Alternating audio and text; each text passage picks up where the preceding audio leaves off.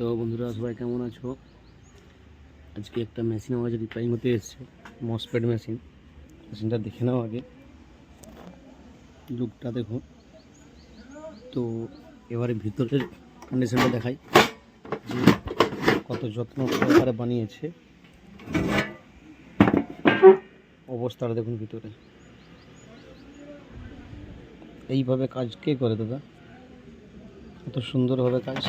বোর্ডটা দেখো, একবার ডুপ্লিকেট বোর্ড দিয়েছে লোকাল, এর মধ্যে কোনো ফ্যান সিস্টেম নেই, এটা ঠান্ডা হবে কেমন করে। তার উপরে কাজটা দেখুন কীভাবে জোর দিয়ে কাজ করেছে, এগুলো কী কাজ করে।